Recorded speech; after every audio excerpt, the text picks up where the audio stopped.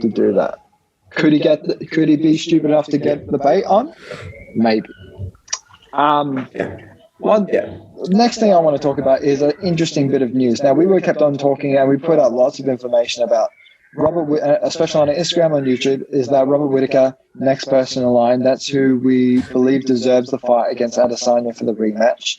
Now, we've actually recently found that little bit of a quick turnaround if Adesanya wants to fight in June or July. It's maybe a month, just over a month, in order to fight Adesanya. It would be Adesanya at his best and probably Rob at his worst because he's not able to recover and be able to take in the proper rest and recovery and formulate a great specialized game plan for someone as powerful a striker as Isreal Adesanya, who's currently undefeated in the middleweight division. But then we get notes of Marvin Vettori possibly fighting against Isreal Adesanya, and it's actually been confirmed. I think it was midnight actually in Australia or early morning in Australia. It was confirmed. We're going to see Isreal Adesanya have a rematch against Marvin Vettori. I believe in June. I'm not too sure if it's June or July. But we can expect that fight to come very soon. It's June. In June, I think it's the 10th of June, July 10th of June, I believe. Yeah. But let's be real. Yeah. When it comes to matchups, I believe Robert Whittaker is the best 13th matchup. of June, sorry. 13th of June, I apologize. But Robert Whittaker would be the best suited candidate to have any chance of beating Isreal Adesanya.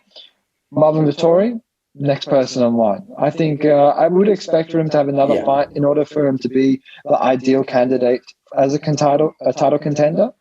Because I believe he was rushing it a little bit. He's 27 years old. He's got a lot to improve on, a lot of room to grow as well, only being 27, very fresh to MMA.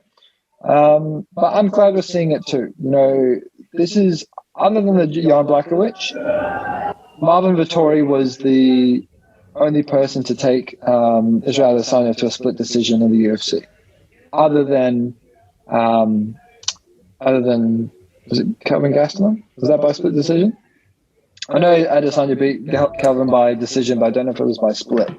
I don't think it was split decision anyway, but I thought it was a lot more dominant than that. But I'm rambling a little bit. But the point I'm trying to make is that Vettori went to split decision with Adesanya a long time ago, right? He argues that he beat Adesanya that day in the octagon. I disagree. I've seen the fight. I believe Adesanya beat Vettori handily, but close fight. But I'm happy to see that again. Vettori's made huge changes. He's a big middleweight. He's a big middleweight, and he's huge. Yeah. He's got a tough chin, and that counter cross that he has is money. Just shoots down the line, and it hits people flat on the chin. His wrestling is incredible. He's able to take people down, and he's got phenomenal Brazilian jiu-jitsu as well.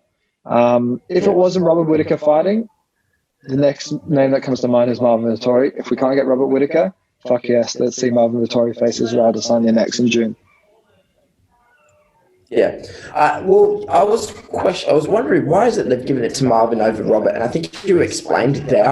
I think it's because Marvin and Adesanya went to decision, and Whittaker and Isreal Adesanya went to beat Robert Whittaker by knockout in the second round, and he knocked him down at the end of the first round as well. So that is true, but it's because Rob, it's too quick a turnaround when it comes to Rob. Also, Rob came from Australia, flown to America to fight. Then he's gone back into quarantine in order to go back to Australia. Then in a very short period of time, him and his coaches would have to do the exact same thing. Doesn't get to see his family. He has a newborn child as well. It's too fast a turnaround. And we argued that he should come to Perth. Now, that's ironic now because we're now in lockdown. But Whittaker was looking at Adesanya around September, anywhere between September to November, later on the year in perhaps Melbourne or Sydney in Australia, right? It would be too quick a turnaround, especially for Rob's mind and the way his life is going around and his own commitments when it comes to his family. It would be too quick a turnaround since his fight was just not that long ago. So Marvin Vettori slot in very well, and excited to see this. I still believe that Adesanya will beat Vettori. I think it will be. To be honest, it could go two ways. It could be Adesanya catches him and does the same thing he did to Paulo Costa when Vettori tries to rush towards him and close the distance, or it could be similar to a Kelvin Gastelum where Vettori is able to trade on the feet, likes to mix in his takedowns, and Adesanya has to kind of grind it out to a decision. But all in all, I don't see Vettori winning, and I believe in Starbender. I think Starbender beats Vettori.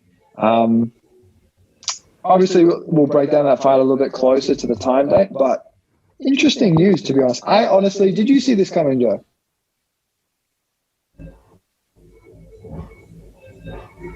Did you see this coming, Joe? Yeah,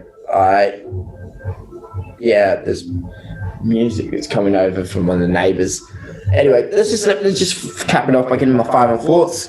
I believe that Isreal Adesanya will win, but it will be via a knockout of one of the later rounds. We know that Adesanya is good at chopping them up, especially the big guys, and give a shit about how big they are. He's going to go for those leg kicks. He's going to break them down. He's going to counter his shots. He's going to eventually download from the first round or so, and then slowly breaking down. Now, Marvin Vettori, even though he's a high-level striker, I do believe he's going to give Adesanya a very big test, but I feel like if it's going to be a 5-round fight, I do believe that Adesanya is going to get that potential knockout in that 4th or 5th round. If I were to really break it down, I think it might be by that head kick and then just go into a quick ground pound. That's my final predictions. And then eventually down the line, he's going to get a rematch with Robert Whittaker. It's just, it has to happen. We've argued for quite some time that it should happen, and it's a bit of an insult if they don't give him that rematch. So those are my final thoughts, man.